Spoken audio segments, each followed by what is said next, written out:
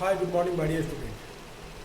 Today, we are going to discuss your class 12 history, chapter 6, Bhakti Sufi tradition, from 8th to 18th century. My dear student, if you have remember, I discussed with you that the topic great tradition and little tradition, where I told you that during 20th century,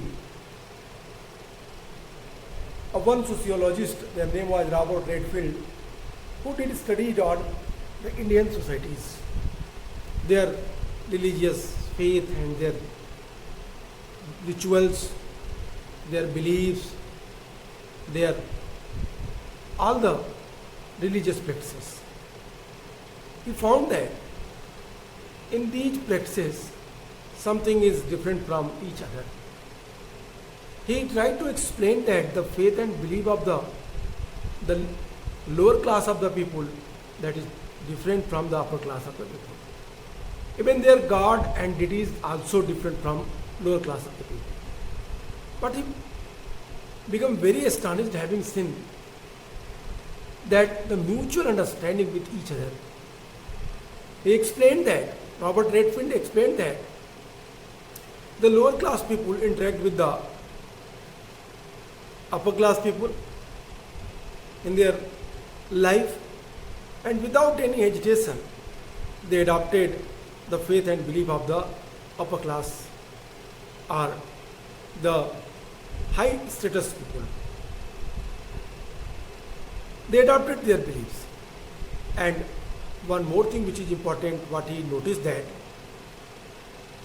the upper class people also adopted the things which is very important, that the lower class people, जो नीची class के लोग थे, उन लोगों ने भी क्या किया, उन लोगों ने भी अपर क्लास के लोगों की चीज़ों को, लोअर क्लास के लोगों की चीज़ों को, उनके भगवान को, उनकी मान्यताओं को एक्सेप्ट किया, अडॉप्ट किया, उन्हें ग्रहण किया.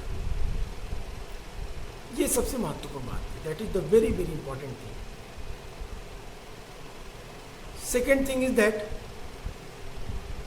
ही given example the Puri Jagannath temple on their study, where he explained that the Jagannath statue or idol which was made by or which is made nowadays also, the expertise tribal groups, the shape of the Lord Vishnu is totally different from the other part of the Vishnu worship and their idols. Vishnu की पूजा आराधना के लिए जो मूर्तियाँ बनाई जाती हैं, उस भारत के विभिन्न भागों में जो मूर्तियाँ हैं वो उस मूर्तियों से टोटली डिफरेंट है. इन चीज़ों को हमने बताया, इन चीज़ों को हमने आपसे डिस्कस किया था. कल मैंने आपसे तांत्रिज्म पे भी कुछ बात की थी.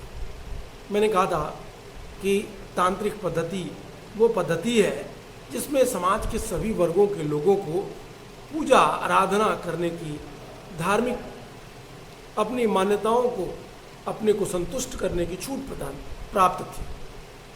तांत्रिक पद्धति में पुरुष हो, स्त्री हो, चाहे वो किसी भी वर्ग का हो, वो पूजा पद्धति को अडॉप्ट कर सकता था, एक्सेप्ट कर सकता था और अपने तरीके से पूजा कर सकता था. This is the very very important thing. That is what I am saying. तांत्रिज्म वो पथ था जिसे समाज के सभी वर्ग अपने को धार्मिक रूप से संतुष्ट कर सकते थे, चाहे वो पुरुष हो, चाहे वो स्त्री हो, सभी के लिए खुली हुई. तांत्रिज्म के प्रमुख केंद्रों के बारे में भी मैंने आपको बताया था, और मैंने आपसे कहा था कि तांत्रिक धार्मिक केंद्र पूर्वी भारत, पश्चिमी भारत और दक्षिणी भारत में ऐसे बहुत सारे धार्मिक केंद्र आप देख सकते हैं जो तांत्रिक पूजा पद्धतियों के प्रमुख सेंटर के रूप में ख्यातिलब्ध थे, प्रसिद्ध थे और उस समय मान्यता प्राप्त थे. आज भी आसाम में कामाख्या देवी की जो शक्तिपीठ है वो तांत्रिक पद्धति का सबसे महत्वपूर्ण केंद्र है पूरब में. इन चीज़ों के बारे में मैंने आपसे बात की थी. मैंने आपसे कहा था इस तांत्रिज्म पूजा पद्धति का प्रभाव शैविज्म और बुद्धिज्म पे भी पड़ा, उन लोगों ने भी इस पूजा पद्धति को अपनाया। मारीची और तारा देवी का मैंने आपको एग्जाम्पल देकर के समझाने का प्रयास किया था कि बुद्धिज़्म जिन परंपराओं को छोड़ चुका था, वह जिनका विरोध करता था, रिचुअलिटीज़ का, कर्मकांड का, सेक्रीफाइसेस का, ये सारी चीज़ें अब बौद्ध धर्म में 10वीं सदी तक आ चुकी थी। बौद्ध धर्म में बुद्ध के समतुल्य ही कुछ महिला देवियों की संकल्पना रख दी गई। तारा और मारीची उन्हीं में से एक थी। इन बातों पे चर्चा हमने कल आपकी क्लास में किया था। अभी आज जो हम पढ़ेंगे, मैंने आपको लास्ट कल टॉपिक में यही बात की थी, poems and prayers, early tradition of bhakti, poems of prayers, poems of prayers, और इसी का एक पार्ट है early tradition of bhakti, early traditions of bhakti, early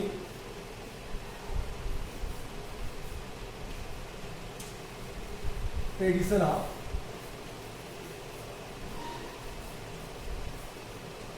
भक्ति.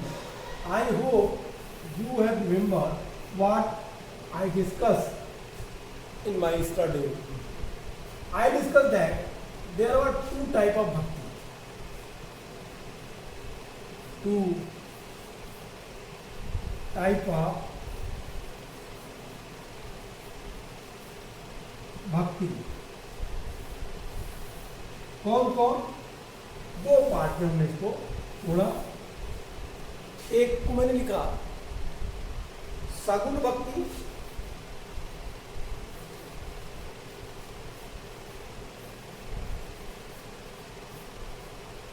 और दूसरे को हमने लिखा निर्गुण भक्ति.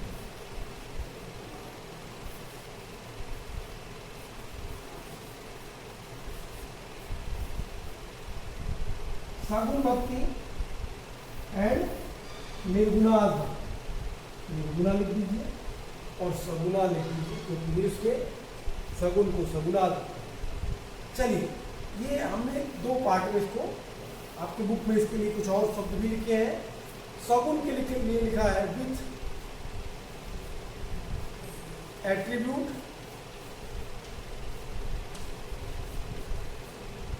विथ एट्रीब्यूट, और यहां पे लिखा है विदाउट एट्रीब्यूट.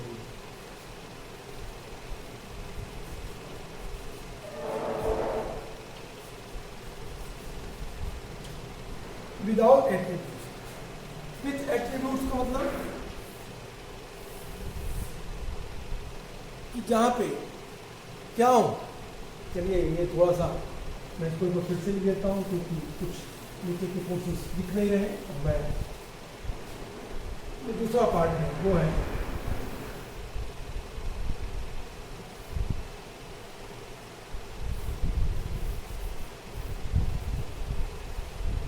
सगुण निर्गुण.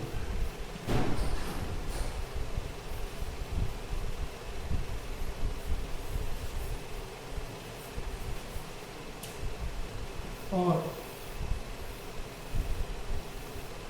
इसको मैंने लिखा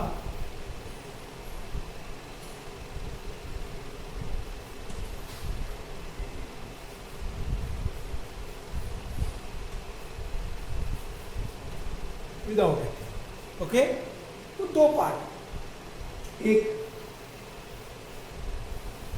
सगुण और दूसरा निर्गुण.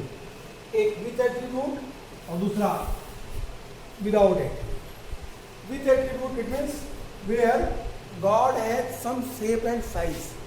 भगवान का कुछ स्वरूप है, कुछ फीचर है, कुछ आकार है, कुछ प्रकार है. निर्गुण भक्ति, निर्गुण भक्ति इट मीन्स जहाँ पे भगवान का कोई स्वरूप नहीं है, कोई फीचर नहीं है, निराकार. It means nirgun bhakti, it means where there is no shape and size of god. भगवान का कोई स्वरूप नहीं है, कोई आकार नहीं है. ये लोग मूर्ति पूजा में विश्वास नहीं करते थे. They didn't believe in worship of the idol and statue, but they believe the idol and statue with attributes. सगुण भक्ति. Okay, let me explain this topic in the very easy way. इसको थोड़ा और आसान तरीके से समझते हैं. It would be better for you the सगुण भक्ति, सगुण एंड निर्गुण भक्ति। सगुण और निर्गुण भक्ति को समझने के लिए और भी सिंपल वे से समझिए। मैं आपको दो तरीके से बताऊँ। सगुण भक्ति और निर्गुण भक्ति की कुछ अपनी स्पेसिफिक क्वालिटीज है, गुण है। जैसे सगुण, सगुण भक्ति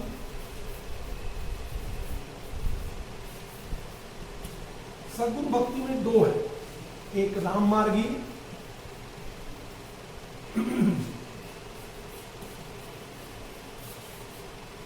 और एक कृष्ण मार्गी।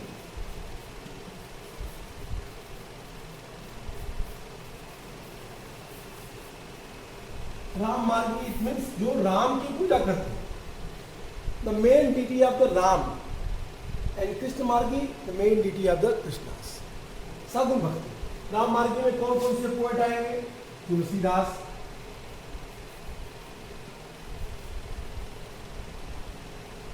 ओके, और यहां पे आप वाल्मीकि को भी लिख सकते हैं, और बाद में बहुत सारे लोग आप देखें तो या हिंदी साहित्य में, हिंदी लिटरेचर में ऐसे कवियों की एक लाइन है, एक श्रृंखला है, इसमें राम की पूजा पद्धति को उन्होंने अपने मेन क्या बनाया, वर्शिप का मेन व्यू बनाया। और कृष्ण भक्ति शाखा में सूरदास, रसखान जैसे कवि, यहाँ पे सूरदास, रसखान, यहाँ पे तुलसीदास, वाल्मीकि जैसे लोग क्या है, राम मार्गी और कृष्ण मार्गी। कृष्ण मार्गी में एक नाम है मीराबाई, चैतन्य भी आप इसको इंक्लूड कर सकते हैं। आपको मीराबाई आपके सिलेबस से पढ़ना है। My dear, what I am telling, try to understand that in bhakti there are two type of bhakti. First the Sagun Bhakti and second the Nirgun Bhakti. In the Sagun Bhakti we can categorize in two parts, the Ram Margi and the Krishna Margi. In the Ram Margi there are the prominent poet and saint Tulsidas and Valmiki, and the Krishna Margi there are the various prominent saint, the Surdas, Raskhan, Mirabai, Chaitanya, and the different. I mean to say that if you will try to find the name of these sects, especially Ram Margi and Krishna Margi, you can easily find the various name in Indian literature. आपको हिंदी साहित्य में बहुत नाम ऐसे मिल जाएंगे, in history also आपको मिलेंगे। तो इधर क्लियर है, सगुण भक्ति इट मीन्स विथ एट्रीब्यूट, सगुण भक्ति इट मीन्स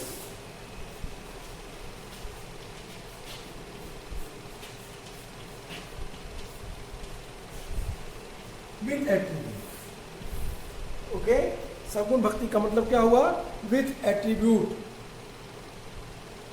एट्रीब्यूट्स कर लीजिए, विथ एट्रीब्यूट्स मतलब यहाँ पे जिसका कोई रूप हो, आकार हो, शेप, साइज हो, ये इनका स्वरूप है, फीचर। अब इसी के साथ निर्गुण भक्ति को भी समझ लेते हैं। निर्गुण भक्ति में ये तो सगुण भक्ति के एग्जाम्पल्स मैंने आपको बता दिए, अब निर्गुण भक्ति को देखते हैं। ओके,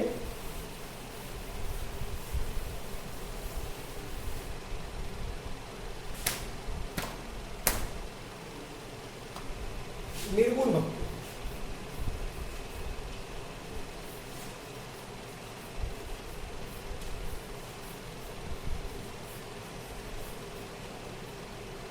निर्गुण भक्ति मीन्स विदाउट इट।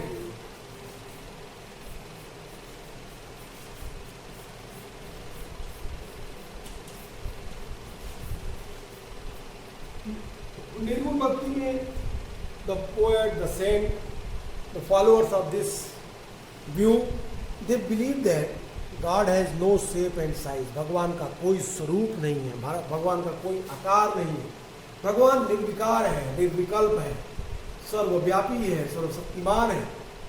ये omnipotent, omnipresent and omniscient, these statement is followed by both Sagun and Nirgun. But the main difference is that the Sagun Bhakti who believe that the God has some shape and size, But the Nirgun Bhakti, according to that, the God has no shape and size. That is the main difference. Okay, in Nirgun Bhakti, the prominent saint is Kabir. Okay, thereafter Nanak.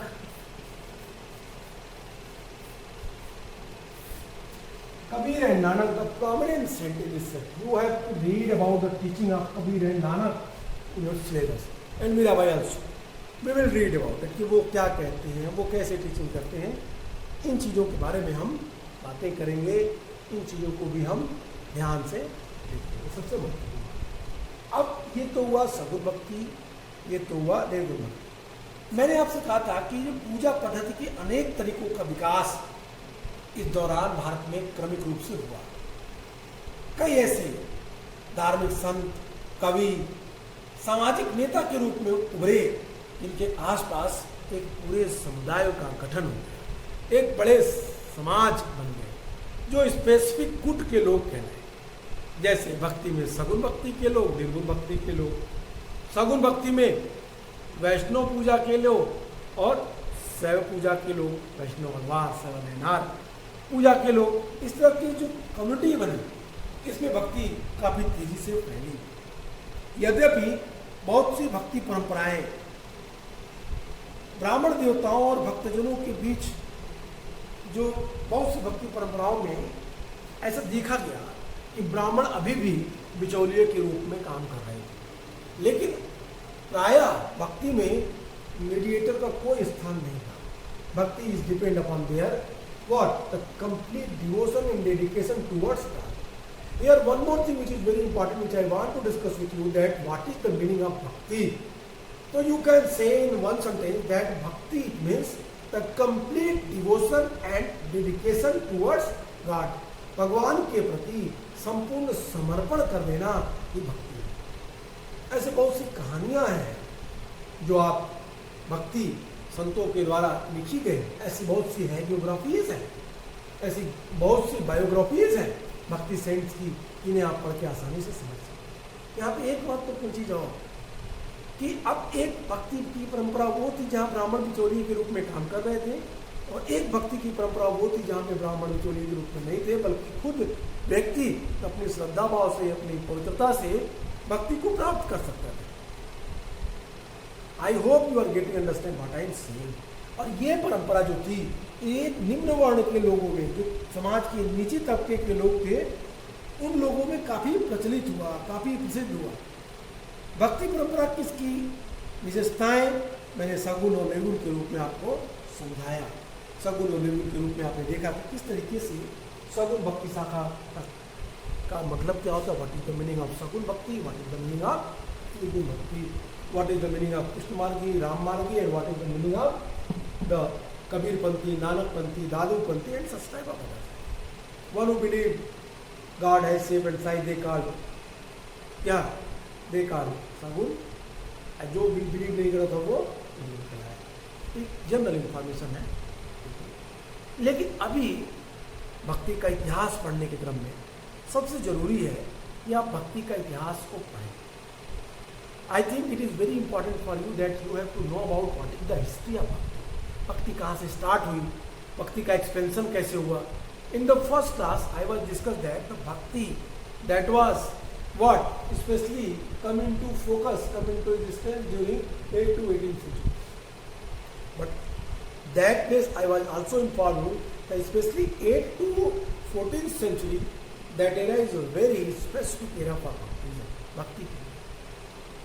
ये जो बीच का काल था उसकी भक्ति काफ़ी पुष्पित हुई, पल्लवित हुई, बढ़ी. इन चीज़ों के बारे में हमने आपसे बातें की थी, हमने आपको बताया था. That is very very important. ठीक है, ये सबसे ज़रूरी चीज़ें जिसके बारे में हमने आपसे बात की. अभी बात करते हैं कि भक्ति के इतिहास को, भक्ति आंदोलन को, भक्ति आंदोलन का क्या महत्व है. ठीक है, भक्ति मूवमेंट के बारे में पढ़ते हैं. ओके, तो हम अर्ली ट्रेडिशन ऑफ भक्ति हमने देखा. इसलिए एक सब टॉपिक पढ़ते हैं क्योंकि ये इसलिए जरूरी है कि आपको भक्ति को समझने में आसानी मिलेगी. It would be better for you then if you will what understand that topic, you can easily explain what is the bhakti. Okay, the bhakti tradition.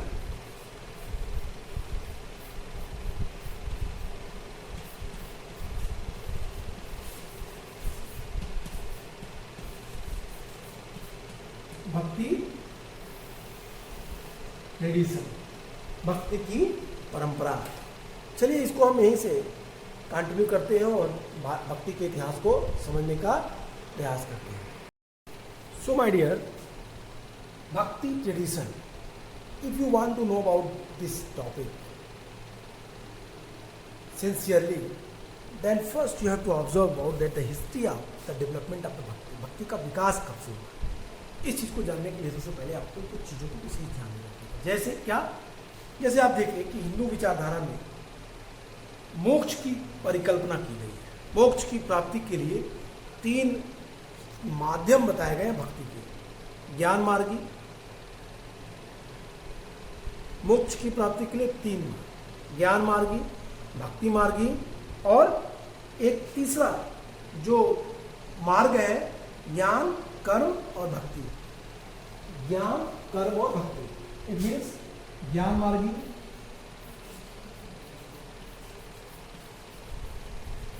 ज्ञान मार्ग,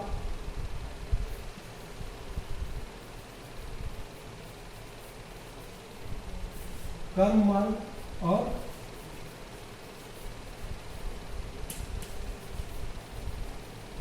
भक्ति मार्ग। इन 3 माध्यमों से, भक्ति से, ज्ञान से और कर्म से आप क्या प्राप्त कर सकते हैं। हिंदू धर्म में जो मोक्ष की संकल्पना है,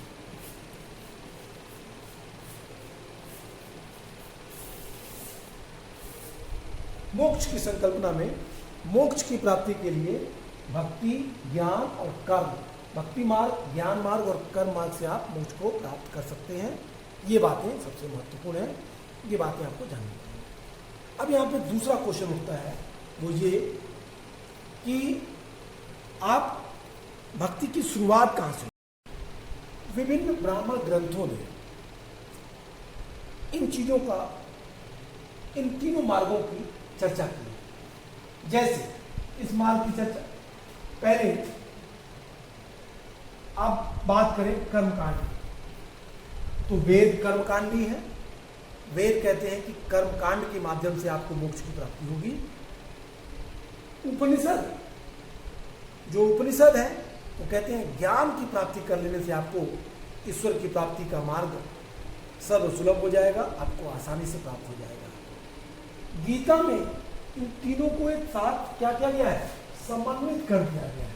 भगवत गीता में तीनों के महत्व को एक साथ बताने का प्रयास किया गया है। सबसे महत्वपूर्ण बात यहाँ पे ये है कि श्रीमद् भगवत गीता में भक्ति को महत्वपूर्ण रूप से व्याख्यायित करने का प्रयास किया गया है। ये तो हुआ हमारे प्राचीन इतिहास में भक्ति की संकल्पना, भक्ति के कॉन्सेप्ट की बात। मध्यकाल में धार्मिक विचारकों तथा सुधारकों ने भारत में सामाजिक धार्मिक जीवन में सुधार लाने के उद्देश्य से भक्ति को साधन बनाकर एक आंदोलन प्रारंभ किया। इट मीन्स मिडिल एरा तक आते आते भक्ति संतों ने एक नई तरह की क्रांति, एक नई तरह की विचारधारा, सामाजिक समरसता लाने के लिए, एक दूसरे को समन्वित करने के लिए एक कॉन्सेप्ट भक्ति। भक्ति के माध्यम से सब में समानता आ जाएगी, भक्ति के माध्यम से सब में समाज में समरसता व्याप्त हो जाएगी। पीस एंड हार्मनी के लिए bhakti that was the best medium according to thinkers, according to social reformers and according to what, जो लोग उस समय के महान सामाजिक नेता थे उनके अनुसार। और उन्होंने एक आंदोलन ही चलाया, ये भक्ति मूवमेंट उन्होंने चलाया।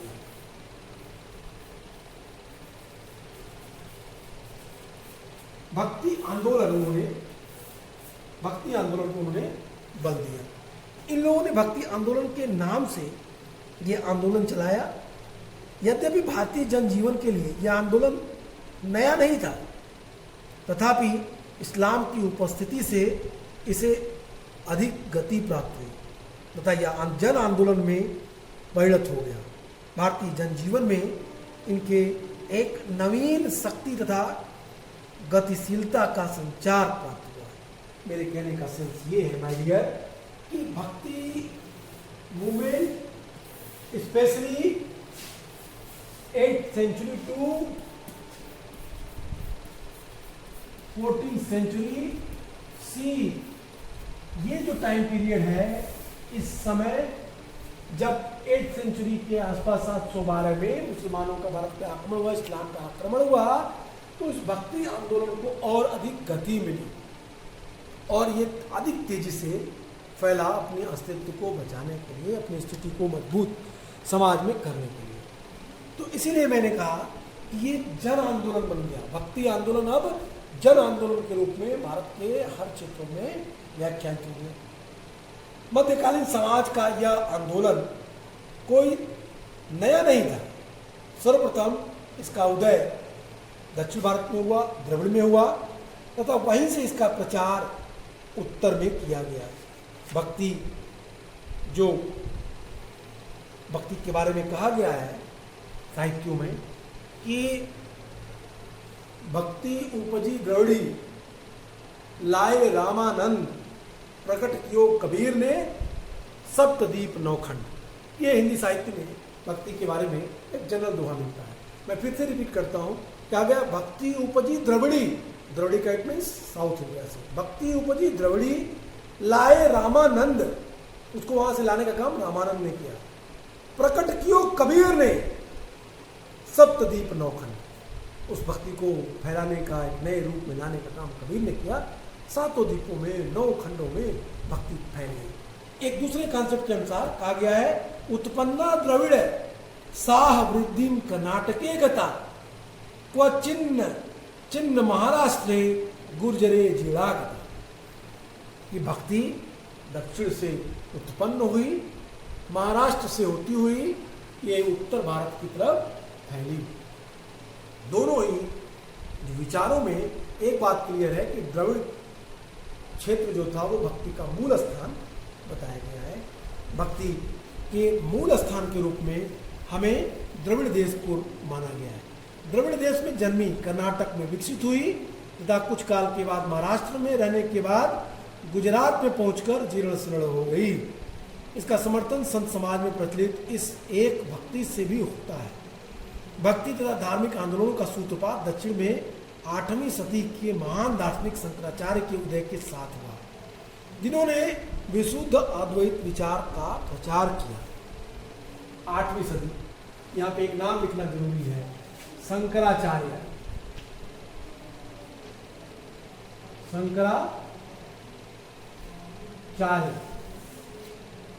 शंकराचार्य के कारण भक्ति को एक नई दशा और दिशा मिली, एक गति मिली।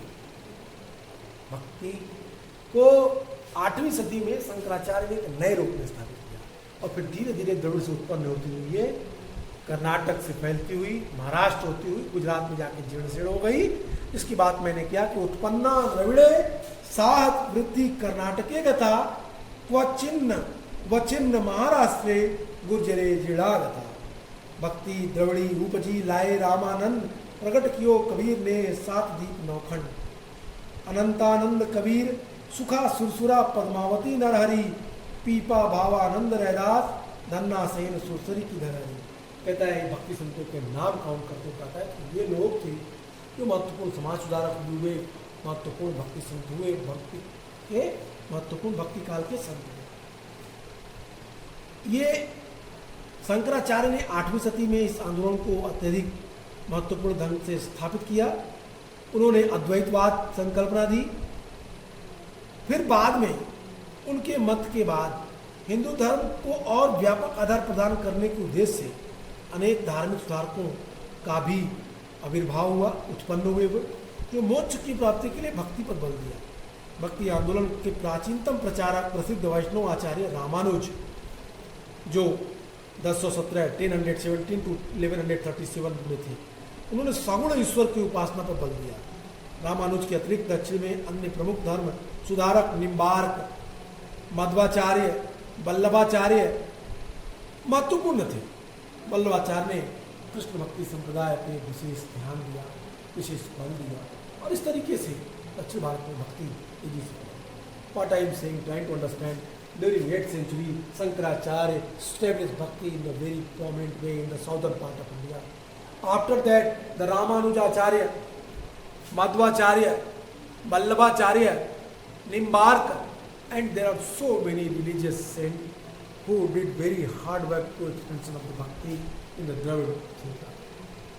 Dravid regions. That is the very important. भक्ति का इतिहास अगर आप देखें तो यहाँ से भक्ति सीधे द्रविड़ क्षेत्र से होती हुई कहाँ पहुँचती है? नॉर्थ इंडिया पहुँचती है। मैंने आपसे कहा रामानुज के अतिरिक्त और सारे लोग जो स्पेशली वल्लभाचार्य थे वो कृष्ण भक्ति संप्रदाय के लोग थे, उन्होंने शुद्धाद्वैतवाद का प्रचार किया। उत्तर भारत में भक्ति आंदोलन के प्रथम प्रवर्तक रामानंद थे, जिनका जन्म 1299 एडी में हुआ। वो कान्यकुब्ज ब्राह्मण परिवार में थे, भक्ति को मोक्ष का एकमात्र साधन स्वीकार करते थे। उन्होंने राम और सीता की उपासना की और उसका आदर्श समाज के सामने रखा। जाति पात बाह्य आडंबर का विरोध किया। उन्होंने सभी जातियों के लोगों को अपना उपदेश दिया। उन्होंने अपने मत का प्रचार संस्कृत में न करके जो लोकल लैंग्वेज थी उसमें किया। उनकी दृष्टि बड़ी उदार थी। उन्होंने वो ब्राह्मण से लेकर शूद्र तक सभी वर्ग के लोगों को अपना शिष्य बनाया। रामानंद के 12 प्रमुख शिष्यों में से एक जुलाहा कबीर, एक चमार रैदास, एक नाई सेना और के नाम विशेष उल्लेखनीय है। रामानंद उत्तर तथा दक्षिण में भक्ति आंदोलन के बीच की कड़ी है। उन्होंने कबीर, नानक और चैतन्य के समाज एवं धर्म सुधार आंदोलन की पृष्ठभूमि तैयार की। मैंने जो दूसरा आपके सामने वर्सेस पढ़ा कि भक्ति उपजी द्रविड़ी लाए रामानंद, प्रकट कियो कबीर ने सप्तद्वीप नौखंड। तो लाए Ramanand 1299, that was the time when Ramanand was took birth. He was Brahmins, the Kanyakubj Brahmins family, they are nurtured, he nurtured, उनका पालन पोषण हुआ। और फिर उन्होंने सामाजिक समरसता के आधार पे क्या किया? अपने बहुत सारे जो फॉलोअर्स थे, अपने बहुत सारे डिसाइपल्स बनाए without the discrimination of the caste. उनके शिष्यों में चमार, धोबी, जुलाहा, दर्जी, मोची, सभी ब्राह्मण, सभी वर्गों के लोग रामानंद के शिष्यों की परंपरा में आते थे। इस बात का उल्लेख वो कर रहे हैं। तो I hope you are getting understand this is the very very important points. इन चीज़ों के आधार पर भक्ति का विकास हमारे उत्तर भारत में फैला। मध्यकाल के संप्रदाय इस्लाम से सर्वाधिक प्रचलित हुए। कबीर तथा गुरु नानक जो थे उनके बारे में, उनकी टीचिंग के बारे में हम पढ़ेंगे। हम देखेंगे कि उनकी टीचिंग किस तरह से एक्सप्रेस हुई, फैली, समाज के लोगों को कैसे प्रभावित किया। इन चीज़ों पर हम विशेष ध्यान दें। आज के लिए इतना ही, फिर मिलेंगे। इसी क्रम में भक्ति मूवमेंट को और आगे की तरफ बढ़ाते हुए देखेंगे कि जातियों के संबंध में भक्ति संतों की क्या मान्यताएं थी, उन्होंने वेदों को क्यों नहीं माना, उन्होंने अपने उपदेश स्थानीय भाषा में, फोक लैंग्वेज में, लोकल भाषाओं में क्यों दिए। इन चीज़ों के बारे में हम लोग बात करेंगे। आज के लिए इतना ही। Goodbye and take care.